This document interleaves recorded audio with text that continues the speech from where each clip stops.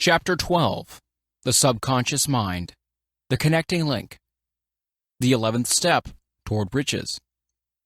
The subconscious mind consists of a field of consciousness in which every impulsive thought that reaches the objective mind through any of the five senses is classified and recorded, and from which thoughts may be recalled or withdrawn as letters may be taken from a filing cabinet. It receives and files sense impressions or thoughts regardless of their nature. You may voluntarily plant into your subconscious mind any plan, thought, or purpose which you desire to translate into its physical or monetary equivalent. The subconscious acts first on the dominating desires which have been mixed with emotional feeling, such as faith. Consider this in connection with the instructions given in the chapter on desire for taking the 6 steps there outlined, and the instructions given in the chapter on the building and execution of plans, and you will understand the importance of the thought conveyed. The subconscious mind works day and night. Through a method of procedure unknown to man, the subconscious mind draws upon the forces of infinite intelligence for the power with which it voluntarily transmutes one's desires into their physical equivalent, making use always of the most practical media by which this end may be accomplished. You cannot entirely control your subconscious mind, but you can voluntarily hand over to it any plan, desire, or purpose which you wish transformed into concrete form.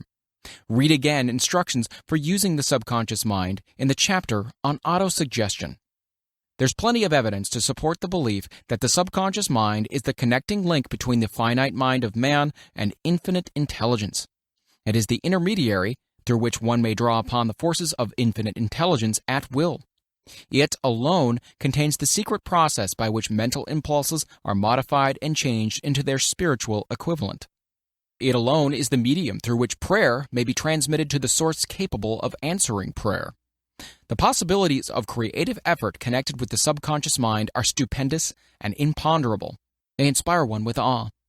I never approached the discussion of the subconscious mind without a feeling of littleness and inferiority, due perhaps to the fact that man's entire stock of knowledge on this subject is so pitifully limited. The very fact that the subconscious mind is the medium of communication between the thinking mind of man and infinite intelligence is of itself a thought which most paralyzes one's reason.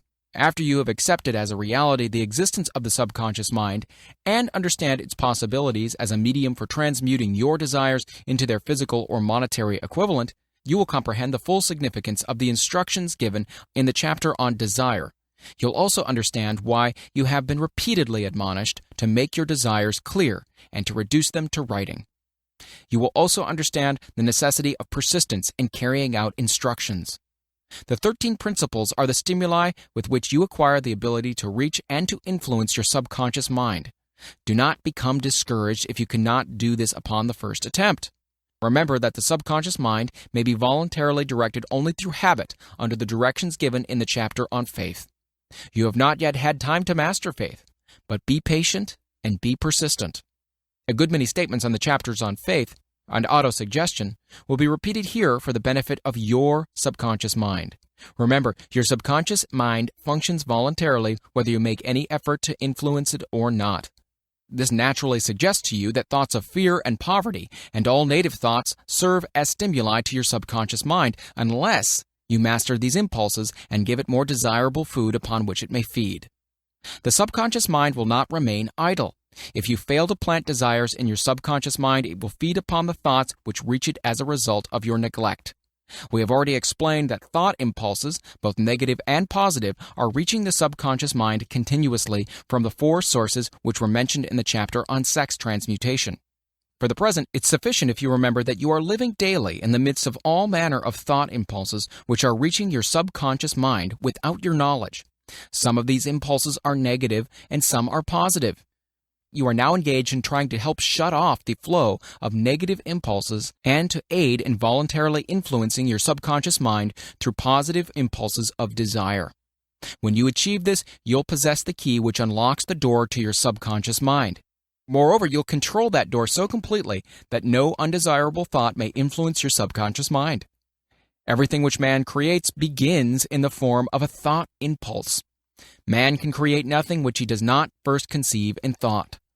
Through the aid of the imagination, thought impulses may be assembled into plans, The imagination, when under control, may be used for the creation of plans or purposes that lead to success in one's chosen occupation. All thought impulses intended for transmutation into their physical equivalent, voluntarily planted in the subconscious mind, must pass through the imagination and be mixed with faith. The mixing of faith with a plan or purpose intended for submission to the subconscious mind may be done only through the imagination. From these statements, you'll readily observe that voluntary use of the subconscious mind calls for coordination and application of all the principles. Ella Wheeler Wilcox gave evidence of her understanding of the power of the subconscious mind when she wrote, "You never can tell what a thought will do in bringing you hate or love. For thoughts are things, and their airy wings are swifter than carrier doves. They follow the law of the universe. Each thing creates its kind, and they speed o'er the track to bring you back whatever went from your mind." Mrs. Wilcox understood the truth that thoughts which go out from one's mind also embed themselves deeply in one's subconscious mind, where they serve as a magnet, pattern, or blueprint by which the subconscious mind is influenced while translating them into their physical equivalent. Thoughts are truly things for the reason that every material thing begins in the form of thought energy. The subconscious mind is more susceptible to influence by impulses of thought mixed with feeling or emotion than by those originating solely in the reasoning portion of the mind. In fact, there's much evidence to support the theory that only emotionalized thoughts have any action influence upon the subconscious mind. It's a well-known fact that emotion or feeling rules the majority of people. If it is true that the subconscious mind responds more quickly to and is influenced more readily by thought impulses that are well mixed with emotion, it is essential to become familiar with the more important of the emotions. There are 7 major positive emotions and 7 major negative emotions. The negatives voluntarily inject themselves into the thought impulses, which ensure passage into the subconscious mind. The positives must be injected through the principle of autosuggestion into the thought impulses, which an individual wishes to pass on to his subconscious mind. Instructions have been given in the chapter on autosuggestion. These emotions or feeling impulses may be likened to yeast in a loaf of bread because they constitute the action element, which transforms thought impulses from the passive to the active state. Thus may one understand why thought impulses, which have been well mixed with emotion, are acted upon more readily than thought impulses originating in cold reason. You are preparing yourself to influence and control the inner audience of your subconscious mind in order to hand over to it the desire for money, which you wish transmuted into its monetary equivalent. It is essential, therefore, that you understand the method of approach to this inner audience. You must speak its language, or it will not heed your call. It understands best the language of emotion or feeling. Let us therefore describe here the 7 major positive emotions and the 7 major negative emotions so that you may draw upon the positives and avoid the negatives when giving the instructions to your subconscious mind. The 7 major positive emotions.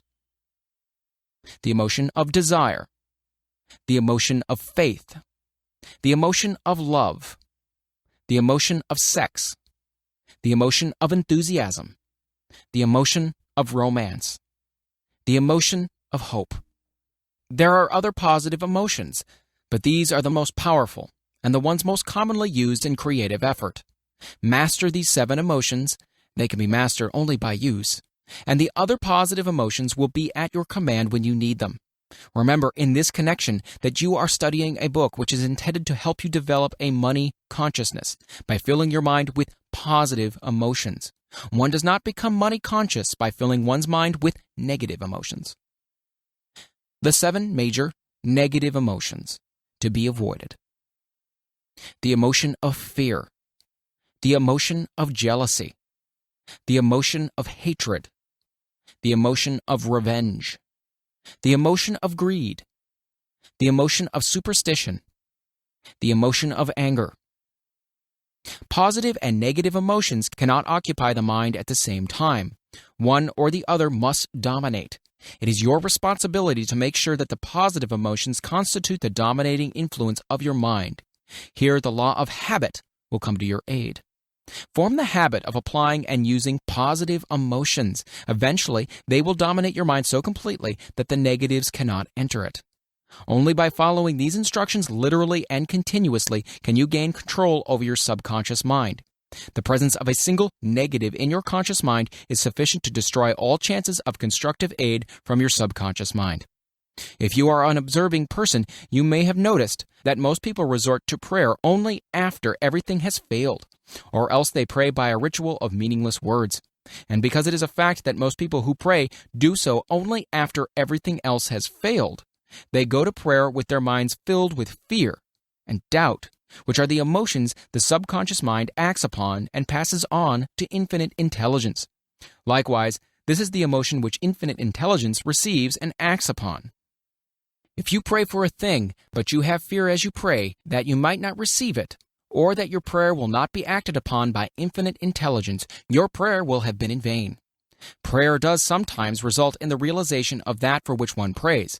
If you have had the experience of receiving that for which you prayed, go back in your memory and recall your actual state of mind while you were praying, and you'll know for sure that the theory here described is more than a theory. The time will come when the schools and educational institutions of the country will teach the science of prayer. Moreover, then prayer may be and will be reduced to a science. When that time comes, and it'll come as soon as mankind is ready for it and demands it, no one will approach the universal mind in a state of fear, for the very good reason that there will be no such emotion as fear. Ignorance, superstition, and false teaching will have disappeared, and man will have attained his true status as a child of infinite intelligence. A few have already attained this blessing. If you believe this prophecy is far-fetched, take a look at the human race in retrospect. Less than 100 years ago, men believed the lightning to be evidence of the wrath of God and feared it. Now, thanks to the power of faith, men have harnessed the lightning and made it turn the wheels of industry. Much less than 100 years ago, men believed the space between the planets to be nothing but a great void, a stretch of dead nothingness. Now, thanks to this same power of faith, men know that far from being either dead or a void, the space between the planets is very much alive, that it is the highest form of vibration known, excepting perhaps the vibration of thought. Moreover, men know that this living, pulsating, vibratory energy, which permeates every atom of matter and fills every niche of space, connects every human brain with every other human brain. What reason have men to believe that this same energy does not connect every human brain with infinite intelligence? There are no toll gates between the finite mind of man and infinite intelligence. The communication costs nothing except patience, faith, persistence, understanding, and a sincere desire to communicate. Moreover, the approach can be made only by the individual himself. Paid prayers are worthless. Infinite intelligence does no business by proxy. You either go direct or you do not communicate. You may buy prayer books and repeat them until the day of your doom without avail. Thoughts which you wish to communicate to infinite intelligence must undergo transformation, such as can be given only through your own subconscious mind. The method by which you may communicate with infinite intelligence is very similar to that through which the vibration of sound is communicated by radio. If you understand the working principles of radio, you of course know that sound cannot be communicated through the ether until it has been stepped up or changed into a rate of vibration which the human ear cannot detect. The radio sending station picks up the sound of the human voice and scrambles or modifies it by stepping up the vibration millions of times. Only in this way can the vibration of sound be communicated through the ether. After this transformation has taken place, the ether picks up the energy, which was originally in the forms of vibrations of sound, carries that energy to radio receiving stations, and these receiving sets step that energy back down to its original rate of vibration so it is recognized as sound. The subconscious mind is the intermediary, which translates one's prayers into terms which infinite intelligence can recognize, presents the message, and brings back the answer in the form of a definite plan or idea for procuring the object of the prayer.